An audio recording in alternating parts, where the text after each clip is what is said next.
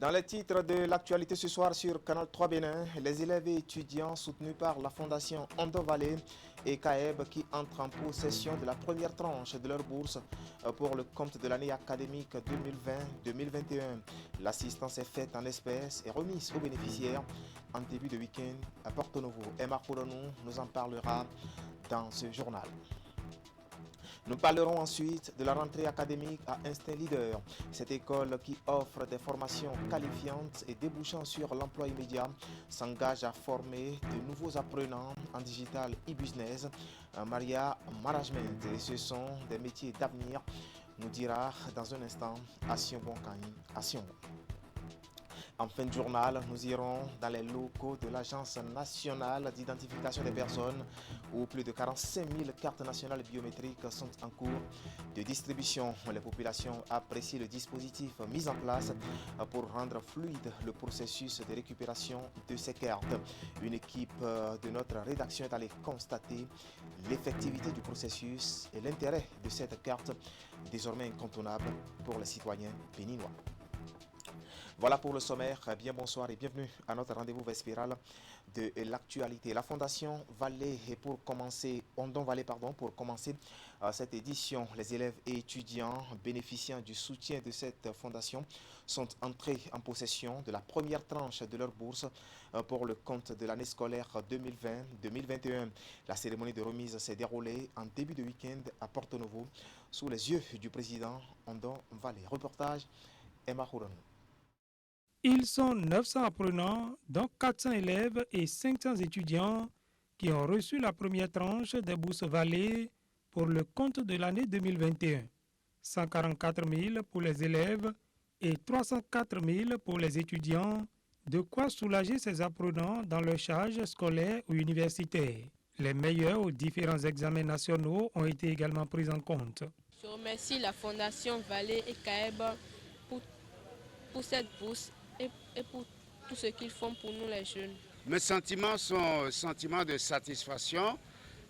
Presque tous les élèves étudiants prévus sont arrivés, sont présents, naturellement, parce qu'ils veulent bien percevoir leur bourse, surtout en ce temps de Covid où tout coûte relativement un peu cher dans le pays, donc ils en ont véritablement besoin. C'était une cérémonie très satisfaisante, dans la mesure où la plupart des élèves sont meilleurs de leur classe, les étudiants sont en réussite dans leur filière et nous ne pouvons que remercier le Conseil des activités éducatives du Bénin qui a mis en œuvre ce projet et dans un deuxième temps remercier la Fondation Vallée sous l'égide de la Fondation de France qui a financé ces bourses.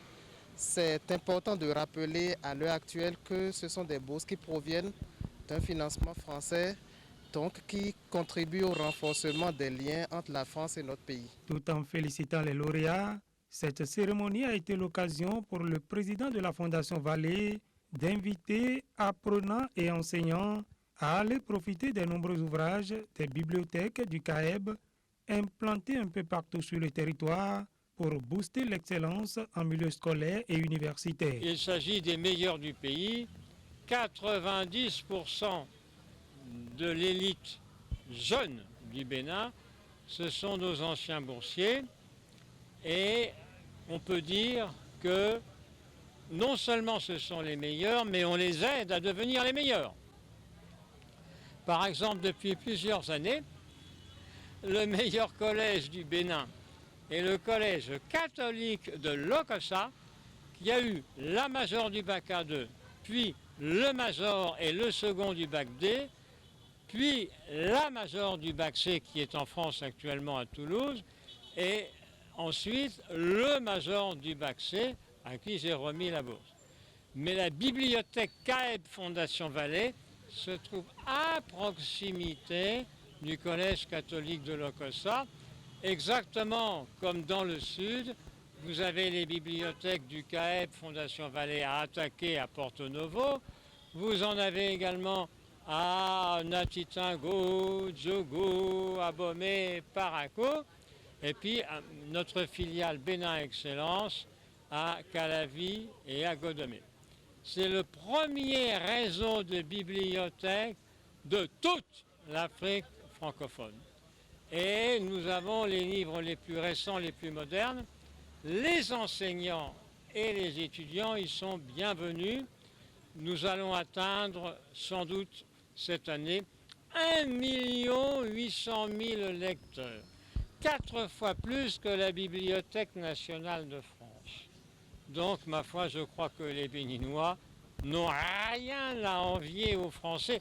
Cette cérémonie de remise de bourse Vallée, organisée ici à Porto Novo, va également se faire dans d'autres villes du pays afin de primer les meilleurs des autres départements. De Porto Novo à Lokossa, parlons de cet atelier de formation organisé à l'intention des acteurs de sécurité et santé au travail. La formation porte sur l'utilisation des fiches d'évaluation des dispositifs de lutte contre la COVID-19 en milieu de travail. Et c'est une initiative du ministère du Travail et de la Fonction publique avec l'appui technique et financier du Bureau international du travail à BIT. On va faire le point avec Geoffroy Mentan et Florent Dou.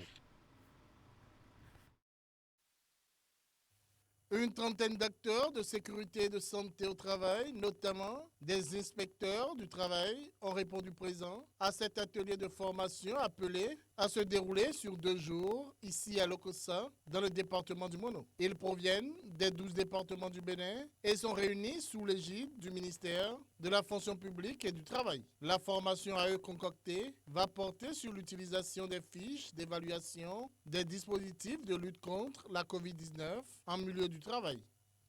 Et je reste convaincu qu'au cours de ces 2 jours d'atelier, l'objectif sera atteint et que nous allons disposer d'un outil qui est la fiche d'évaluation, qui est un outil innovant qui permettra à nos inspecteurs du travail de pouvoir contrôler si les employeurs prennent effectivement les dispositions nécessaires pour que la main-d'œuvre qui fait que l'entreprise vit, pour que la main-d'œuvre qui permet d'accroître la productivité et le rendement, que cette main-d'œuvre-là ne soit pas affectée.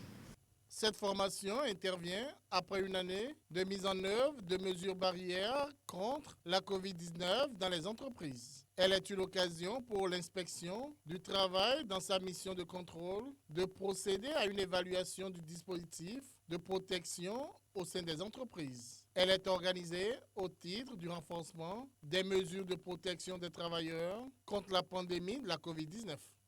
Des communications vous seront présentées sur la COVID-19 et le draft de fiche d'évaluation des dispositifs de lutte contre cette maladie en vue de l'amélioration de son contenu. À l'issue du présent atelier, il sera programmé des visites d'inspection dans des entreprises environnantes, aussi bien du secteur formel que de celui informel, aux fins de l'évaluation du dispositif mis en place. Mesdames et messieurs, je vous exhorte donc à prêter une oreille attentive aux communications qui vous seront présentées par l'expert en COVID-19 et à poser toutes sortes de questions pouvant vous permettre de mieux cerner les thématiques et d'améliorer la fiche d'évaluation des dispositifs de lutte contre la COVID-19 en milieu de travail. Sa version finale, après intégration de vos amendements, vous sera envoyée en retour en plusieurs exemplaires dans l'optique de procéder à l'évaluation de ces dispositifs dans les entreprises de vos territoires de compétences respectifs.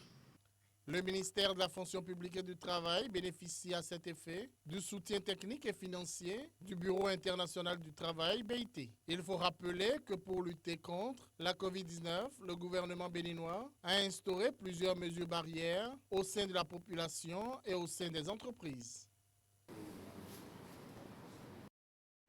Voilà un compte rendu signé Geoffroy Mentan et Florent Dehou.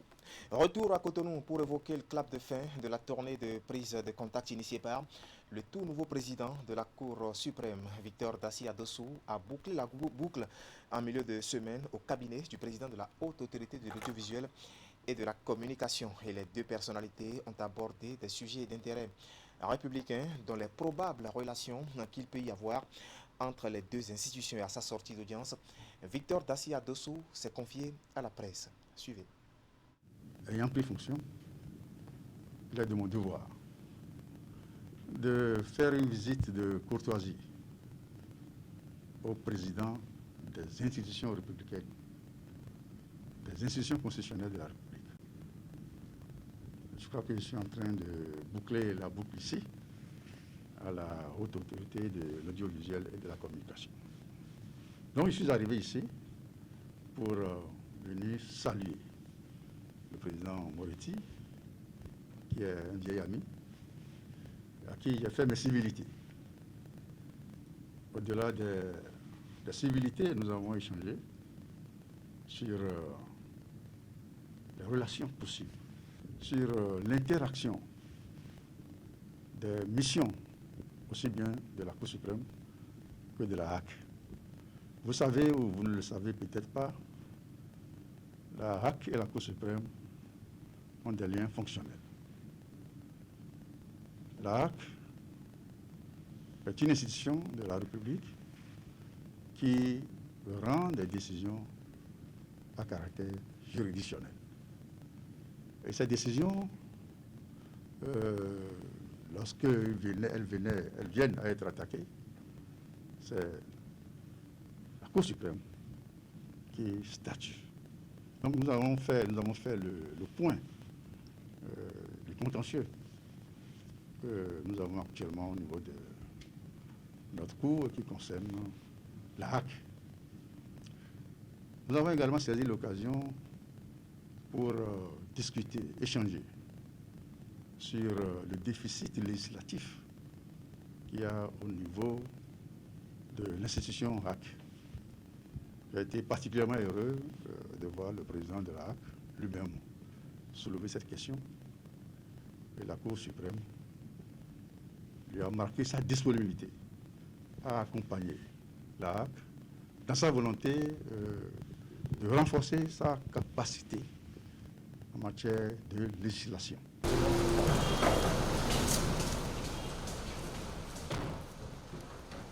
Voilà, c'était Victor Dassi Adossou, le tout nouveau président de la Cour suprême. À l'école Instinct Leader, les portes sont ouvertes depuis mercredi dernier pour le compte de l'année académique 2020-2021. C'est une école qui, depuis des années, offre bien sûr des formations qualifiantes et débouchant sur l'emploi immédiat. Et pour la nouvelle année et la nouvelle rentrée, elle s'engage à former de nouveaux apprenants en digital e-business. Maria Management. Des précisions à Siomo Kanya-Siomo. Instinct Leader accueille à cette rentrée de nouveaux inscrits pour la formation en Digital e-Business Media Management DBM. Une formation mettant l'accent sur les métiers d'avenir et qui offre plusieurs débouchés aux apprenants.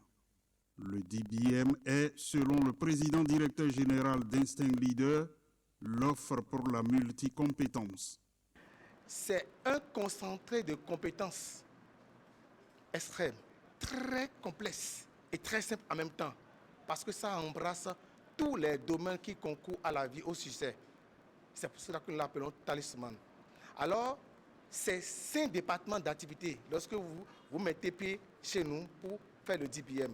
Le premier département, c'est le département médias et multimédia. Là, c'est la fabrication des supports médias visuels, affiches publicitaires, la réalisation de PAD en matière d'audiovisuel.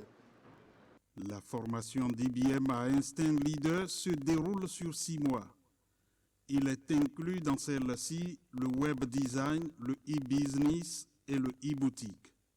Pour les partenaires d'Instinct Leader, c'est un choix responsable que viennent de faire les inscrits.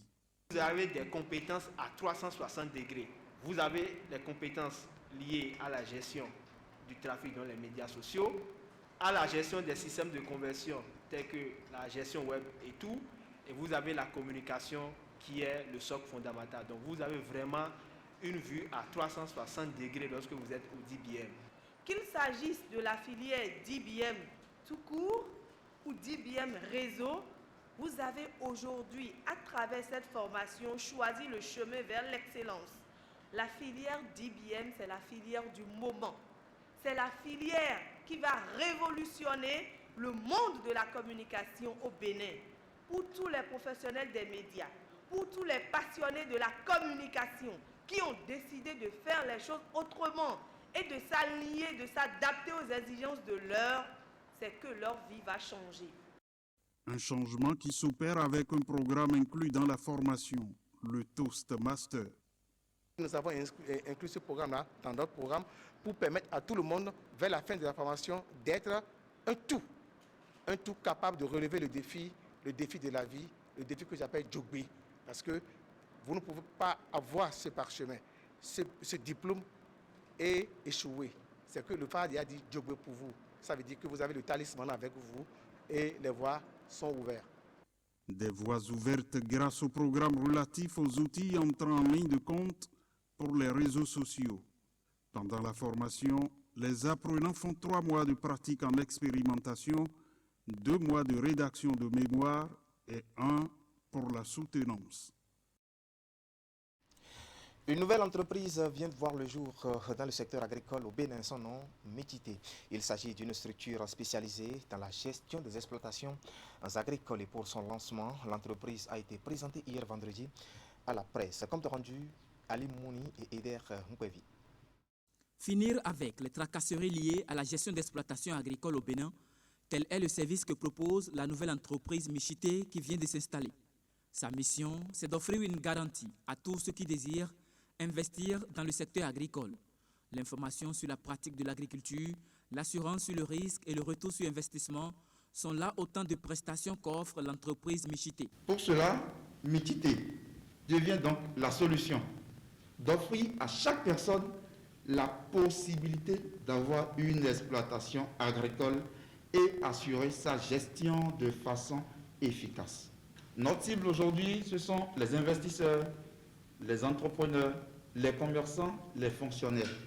Métité participe donc au développement durable à travers la gestion d'exploitation agricole de ses clients et cherche à créer une réelle valeur ajoutée dans ce secteur.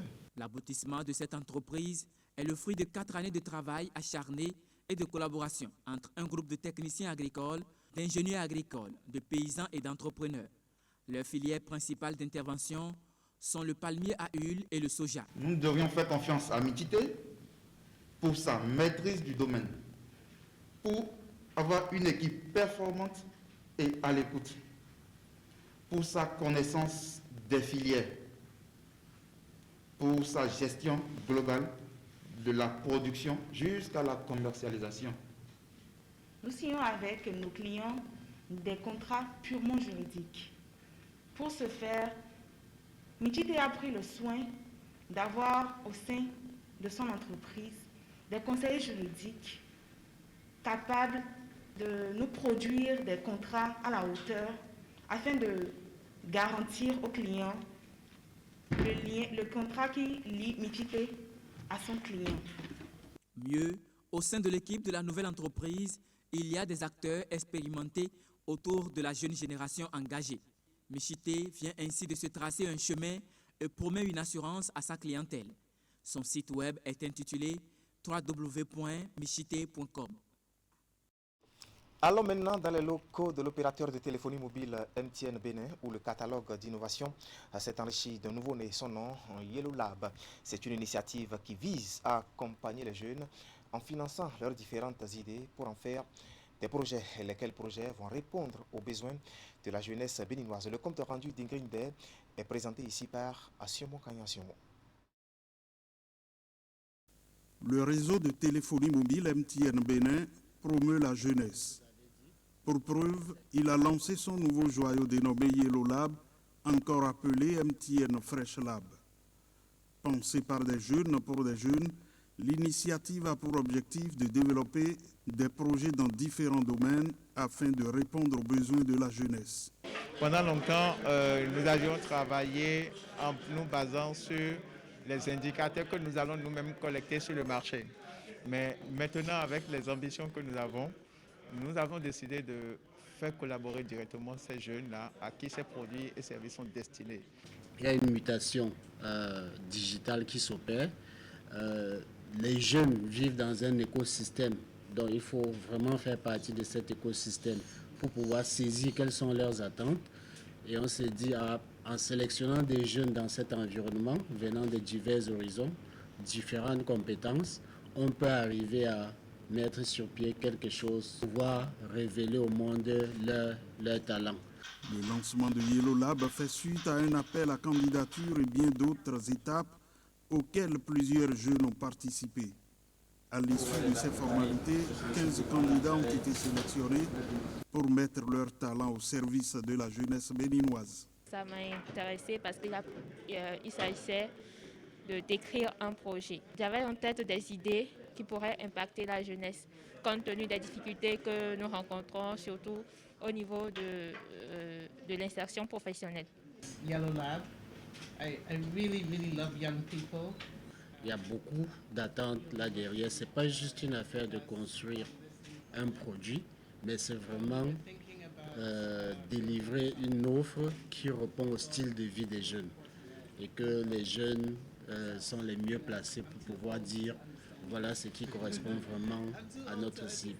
Donc c'est aussi important que demain, quand vous prenez les responsabilités, que vous retrouvez un héritage qui vous permette de pouvoir jouer votre rôle.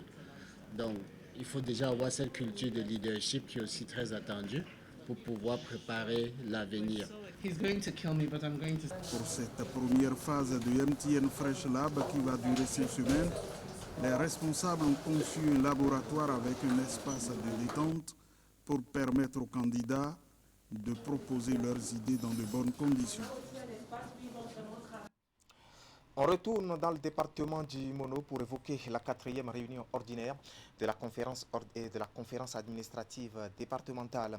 L'événement s'est déroulé en milieu de semaine dans les locaux de la préfecture à Lokossa. Au menu des discussions, 2 sujets essentiels. Le point de la situation sécuritaire dans le département au lendemain de l'élection présidentielle et le point de la consommation des crédits délégués alloués aux différentes structures du département. Comme la Zinsou est le préfet du Mono, il nous fait ici le point de cette réunion. Suivez. Pour ce qui concerne le point relatif à la situation sécuritaire, nous avons noté que le calme est maintenu pendant les élections présidentielles. Même avant cela, on a noté un calme plat au niveau de notre département. C'est un travail de longue haleine que nous avons eu à faire parce que nous avons eu à préparer la population. Nous avons tenu plusieurs séances de travail pour les sensibiliser sur le comportement qu'elles doivent, je veux parler des populations, elles doivent avoir en ce temps, en cette période des élections. Donc, que ce soit avant, pendant ou après, le calme est maintenu. Nous avons demandé aux forces de sécurité de maintenir la veille. Ensuite, nous avons eu à échanger sur la consommation des crédits délégués. Nous venons de passer un trimestre et ce que nous avons constaté, c'est que les structures départementales n'ont pas consommé les crédits mis à leur disposition. Le taux de consommation est bas. Au niveau départemental, il faut dire que nous sommes à 8%, alors qu'en principe, nous devons être à 25%. Nous avons donné la parole aux directeurs départementaux qui se sont expliqués. Les structures n'ont pas reçu à temps les crédits, si bien qu'il y a même des structures qui n'ont pratiquement rien fait pour le moment. Donc nous les avons exhortés à faire davantage pour que le retard soit rattrapé au cours du 2e trimestre. Voilà, c'était Komlan Seydro Zinsou, préfet du département du Mono. À l'Agence nationale d'identification des personnes, plus de 45 000 cartes nationales biométriques sont en cours de distribution. Les populations apprécient le dispositif mis en place pour rendre fluide le processus de récupération de ces cartes. Une équipe de notre rédaction est allée faire le constat de l'effectivité du processus et surtout l'intérêt de cette carte désormais incontournable pour le citoyen béninois. Regardez. Armel vient de retirer sans difficulté sa carte nationale biométrique. Il est fier d'être détenteur d'un outil qui fait de lui un citoyen reconnu par son pays et dont les données personnelles sont prises en compte par l'État béninois. Comme lui, plusieurs citoyens sont appelés à recevoir leur carte biométrique plusieurs mois après la demande. Nous avions collecté ces demandes pour assurer une pénétration de la carte biométrique dans la population. Et aujourd'hui, ça y est, nous avons réceptionné 45 000 cartes biométriques Et la question est celle de comment assurer leur distribution sans anicroche. Et justement, pour assurer la distribution sans faille de ces cartes, l'ANIP met en place un système bien structuré afin de servir tous les demandeurs dont les cartes sont déjà établies. Nous avons réfléchi à la situation et nous avons créé 2 pôles de distribution. Il y a le pôle mobile qui repart sur ces chemins pour aller remettre les cartes biométriques dans les administrations, dans les institutions, même dans les sociétés du secteur privé. Et là, il y a un cahier, s'il y a des réclamations dans tout processus d'identification ou d'établissement de pièces, il y a parfois des réclamations. S'il y a des réclamations, il y a un cahier de réclamation et on nous remonte l'information. Maintenant, sur site, au niveau du siège de l'Agence nationale d'identification des personnes, nous avons organisé le travail méthodiquement. Chaque carte se trouve dans un ordre alphabétique. Nous n'avons pas invité tout le monde à venir retirer pour dire, bon, les cartes sont à l'ANIP, venez chercher. Non. C'est quand on vous appelle que vous venez chercher. Et donc, nous procédons à la programmation par ordre alphabétique. Et dès que l'usager se présente, il est accueilli. Il apporte la preuve qu'il est appelé. On vérifie sa présence sur la liste du jour et on note la position de sa carte dans la boîte et la braquette qui contient la boîte où se trouve sa carte. Il passe à une autre étape où on lui indique le stand devant lequel il ira se présenter pour retirer sa carte. En 1 minute maximum, la carte est retirée. Pour la plupart des demandeurs, le service est fluide et ne souffre d'aucune faille. En quelques minutes, chacun d'eux devient détenteur d'une carte nationale biométrique. J'ai demandé depuis septembre dernier. Il est vrai, je venais, je demandais, on me dit de patienter. Ce matin, c'est chose faite. J'ai retiré la mienne et celle de ma fille aînée. Ils m'ont demandé de passer retirer. Donc en venant, je m'étais dit j'allais faire un rang énorme et que ça allait prendre du temps. Donc j'hésitais en fait. Donc je suis venu automatiquement, ils m'ont reçu. J'ai présenté le reçu qui notifie que j'ai payé pour pouvoir recevoir cela. Et donc j'ai pas fait de fil en réalité. Ça se passe bien. Non, ça s'est bien passé. Ça s'est bien passé. Les gens là, ils ont vraiment accueilli les gens pour... C'est très bien, ça s'est bien passé quand même. L'opération autrefois difficile commence par présenter de belles perspectives pour l'ANIP. Le gestionnaire mandataire rappelle qu'il s'agit d'une opération obligatoire pour tous les Béninois. Si vous avez un acte de naissance qui n'est pas sécurisé, c'est-à-dire qui n'est pas remis dans les moules de l'ANIP pour être ressorti sous un format nouveau, vous n'avez rien. On ne délivre plus de passeport aujourd'hui si le titulaire ou le demandeur n'a pas été identifié à la source du registre national des personnes physiques. Maintenant, la Direction générale des impôts et l'ANIP travaillent ensemble pour que l'identifiant fiscal unique soit délivré sur la base de la certification de l'identité civile du contribuable. Donc, pour établir l'IFU, pour obtenir l'IFU, il faut apporter la preuve de son NPI. Aucune pièce d'état civil ne peut donc être retirée aujourd'hui sans le numéro personnel d'identification délivré par l'ANIP. La carte nationale biométrique sera désormais le compagnon fidèle de tous les Béninois. Voilà, allez donc vous conformer à ces nouvelles exigences administratives. Et c'est l'essentiel à retenir ce soir de l'actualité sur Canal 3 Bénin. Derrière moi, toute une équipe composée de journalistes et de techniciens vous remercie de nous avoir suivis. Restez en compagnie de nos programmes. Moi, je vous retrouve demain dimanche, si Dieu nous prête vie. Bonne suite de week-end à toutes et à tous, et à demain.